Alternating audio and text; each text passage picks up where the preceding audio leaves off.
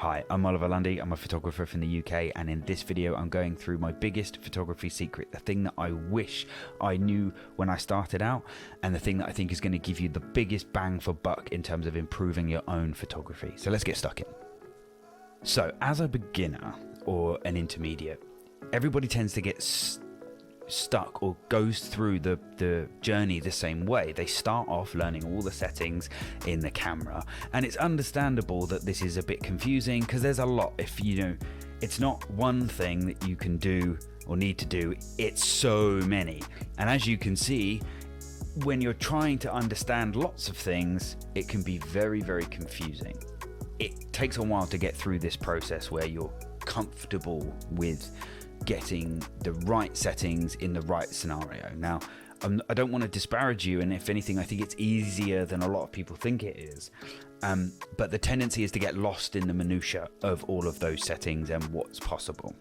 And that's perfectly normal. But if you want to make the transition from that stage to the next stage, then you need to separate two things. And photography is a discipline of technical information and technical expertise, and it's an artistic endeavor. It's an aesthetic thing.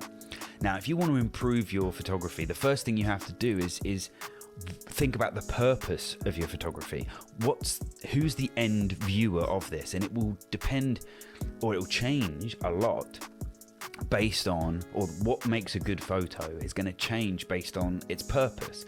So if it's an advertising image or a wedding photography image or a car photo, or it's a product photo, or it's an event photo, or you're documenting history, all of these different genres of photography have very different specific ideals attached to them. So first of all, you need to understand what the purpose of the photo is and who's going to be viewing it. And then you need to apply two very different approaches at the same time. And this is really the crux of the secret. On this side, I'm going to put up a list of all the things that are technical about photography. They're mostly inside the camera in terms of camera settings, and there's lots and lots of them, but they're all technical based. On this side, I'm going to put all of the things that go into the aesthetic side of your photography.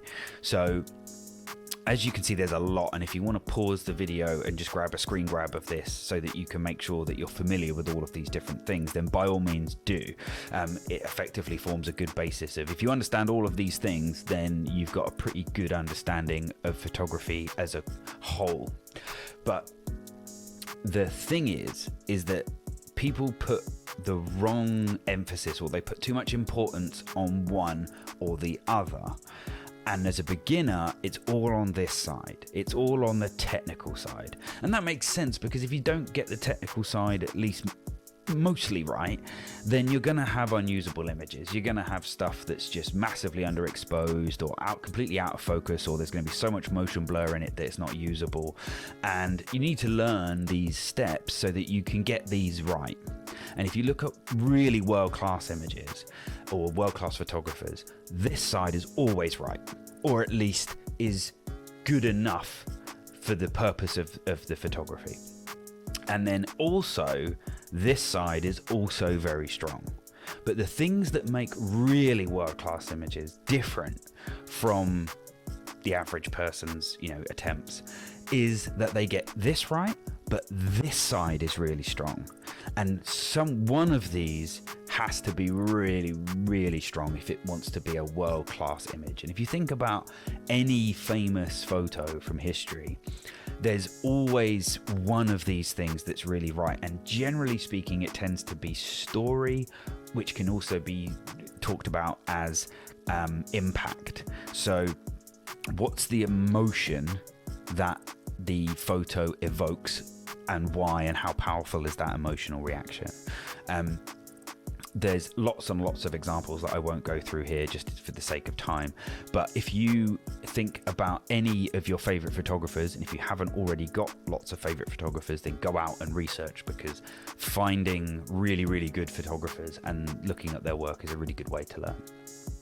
But all of them will have something that's really, really good, or all of them will be strong. And so their general work is technically correct. So all of this side is met and is good. and then all of this side is also strong consistently, and that's what you see when you look at their portfolio. Now, there is some wiggle room to this. So if you're shooting a wedding, for example, you are capturing the moment of that wedding. It's event photography, but it's also portrait photography. So it's a combination. But the important thing are the moments and the emotional moments that happen during that wedding.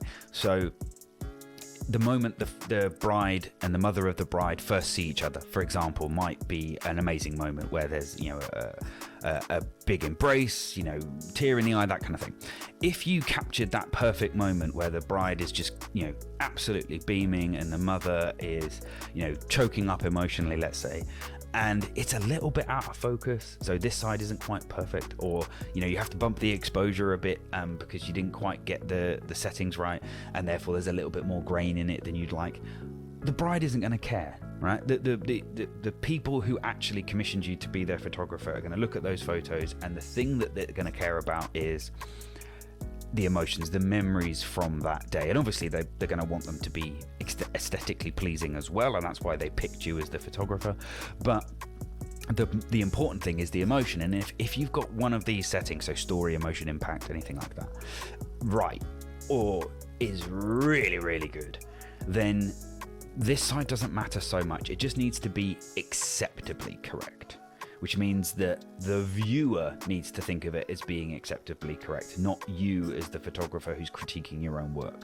So that's really it, guys. This is the thing that people tend to get wrong. This is the secret. This is the secret sauce. I hate to go all Kung Fu Panda Matrix, there is no spoon on you, but that is the only secret you really need to know. It's great photographers get the technical elements right, or close enough to right, and they get the aesthetic elements really strong, or as strong as they can make them consistently. And that's it. If you can do those two things, then you will be producing work that is much, much better than average. And when you see work from amateurs, there tends to either be a slew of technical errors, or more often it's like a little bit out, but it's things like composition and lack of story, and there's not a clear subject, and, you know, it's fundamentals of the aesthetic side, because they've just not really put any effort or time into learning the aesthetic side and the artistic side. They've been so focused on the technical side. So if you are at the point where you want your photography to get better, focus more on this side than this side. I hope that's been useful for you. If it has, drop me a like and subscribe. Check out my other videos, and I will see you in the next one.